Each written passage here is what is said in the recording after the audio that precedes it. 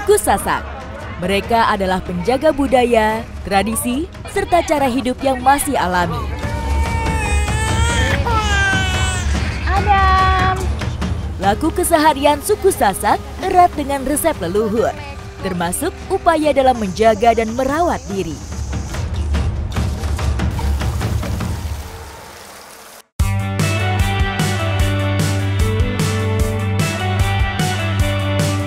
Selama ratusan tahun, tradisi warisan leluhur tetap dipertahankan di tengah keseharian masyarakat Sasak di Kecamatan Gangga, Lombok Utara. Sambil menikmati keindahan Tiu Bubus, saya akan mengikuti kegiatan masyarakat lokal yang ada di sini. Saat ini saya mengikuti kegiatan sehari-hari ibu-ibu dari Kecamatan Gangga. Nah, biasanya masyarakat sini tuh mempercayai kutu air dapat memberhentikan bayi atau anak kecil yang gampang ngompol. Bersama anak-anak lokal, saya mencari serangga ini di aliran Tiu Bubus. Masyarakat umumnya mengenal serangga jenis Geride ini dengan sebutan anggang-anggang atau water strider. Kutu naik banyak dijumpai pada permukaan air tenang seperti sungai, kolam, danau, dan beberapa jenis lain di permukaan air laut. Nah, ini dia, saya dapat satu kutu airnya atau masyarakat sini menyebutnya kutu naik. Kutu naik ini merupakan indikator yang menandakan kalau sungai di sini itu kualitas airnya bagus. Kutu naik memiliki kaki panjang dan halus yang memungkinkan mereka untuk meluncur atau berjalan di atas air tanpa tenggelam. Banyak yang mengira kutu air ini sejenis dengan laba-laba, padahal dia ini sejenis serangga yang memakan lalat dan nyamuk. Ibu, ini kutu naiknya. Beberapa ekor kutu naik sudah saya dapatkan. Saya sudah penasaran bagaimana cara membuat balita tidak mengompol dengan serangga ini. Kepercayaan masyarakat sini, kalau anaknya sudah mulai besar, mereka menggunakan kutu air agar bayinya tidak mulai ngompol lagi. Masyarakat Sasak sudah menjalankan tradisi ini secara turun-temurun. Dengan diiringi doa, nenek menggosokkan kutu naik ke perut dan kaki adik kecil. Meskipun secara keilmuan belum dapat dibuktikan, tapi masyarakat lokal di sini percaya dengan menggosok kutu naik akan membuat balita tidak gampang ngompol dan cepat bisa berenang.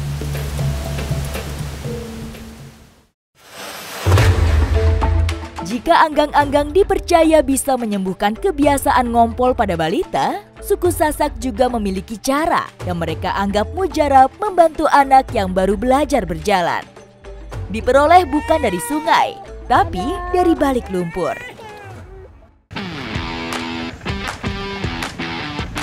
Itu ada akhirnya dapat seke. Masyarakat Sasak biasanya saat musim tanam itu membajak sawah sekaligus mencari belut. Nah, biasanya belut ini itu muncul saat tanahnya itu diolah atau dibajak. Nah, saya akan cari nih belut sawahnya bersama teman-teman. Ikuti jejak saya, jejak petualang.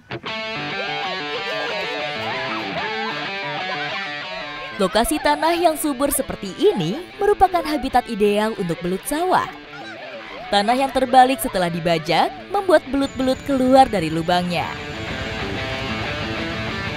Saya harus jeli melihat pergerakan belut di antara lumpur sawah yang berwarna coklat.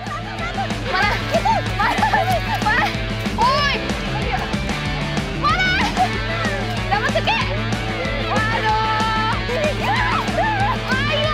Itu! Hati-hati! Bisa! Awas! Dapat? Dapat satu! Untuk nangkap belut ini tuh lumayan sulit karena badannya itu licin sekali. Jadi kita harus kuat nih megangnya. Dapat? Ya. Wih, hebat. Licin banget.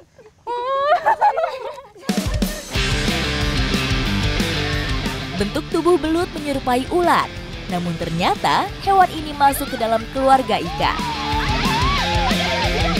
Selain bentuk tubuh, perbedaan yang paling mencolok lainnya adalah belut tidak memiliki sirip dan sisik seperti ikan. Yang lagi satu ada nggak? Hilang, lagi satu hilang. Wah, walaupun sekecil ini itu lincah banget ini belutnya. Badannya tuh licin. Seluruh tubuh belut dibungkus lendir licin yang berfungsi sebagai alat pertahanan diri sehingga sulit untuk ditangkap. Selain lendir, belut juga dibekali alat pernapasan tambahan berupa kulit tipis berlendir di dalam mulutnya. Alat pernapasan ini memungkinkan belut bisa beradaptasi di lokasi yang minim oksigen, seperti di dalam lumpur. Jadi belut sawah ini, dia itu lebih kecil ukurannya dan warnanya lebih gelap. Belut sawah mempunyai ukuran yang lebih kecil dibanding belut air atau budidaya. Ukuran paling besar hanya sebatas jari kelingking orang dewasa. Untuk menangkap belutnya ini ternyata ada caranya ya Kak Zan ya? Ya. Ternyata caranya dijepit. Kalau dia pegang kayak gini, itu dia bisa lepas. Lari. Bisa lari dia.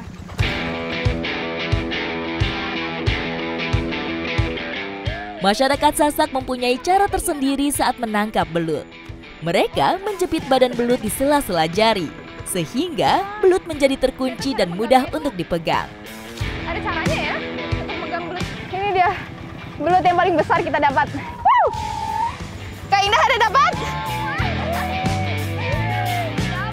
Aktivitas pencarian belut di sawah yang sudah dibajak seperti ini secara tidak langsung juga membantu petani untuk menggemburkan sawahnya sebelum ditanam. Jadi ini karena sudah dibajak, lumpurnya tuh jadi cukup dalam untuk lari sama nangkap belutnya itu lumayan sulit. Ada? Wah, dapat. Asik, dapat lagi. Kejar. Mana?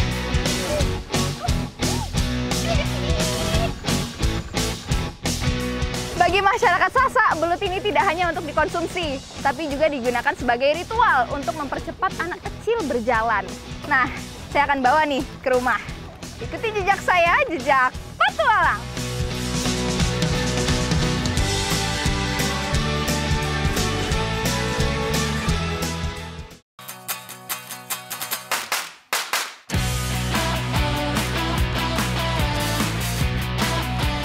Dalam kehidupan sehari-hari, masyarakat Sasak di Desa Rempe masih mempunyai kepercayaan terhadap tradisi nenek moyang.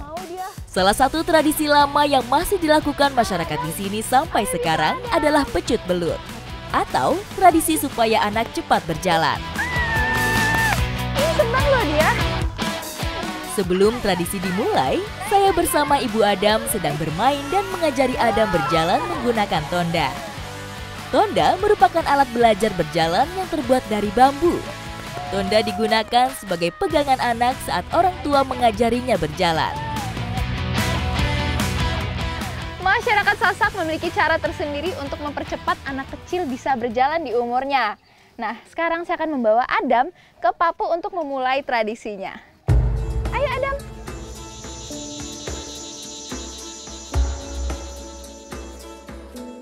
Ini Pak belutnya.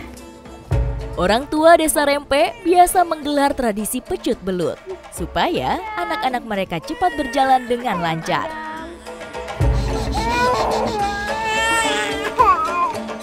Masyarakat Sasak memiliki kaya akan tradisi, dan tradisi ini itu sudah dilakukan sejak ratusan tahun lamanya dan masih dilestarikan hingga sekarang.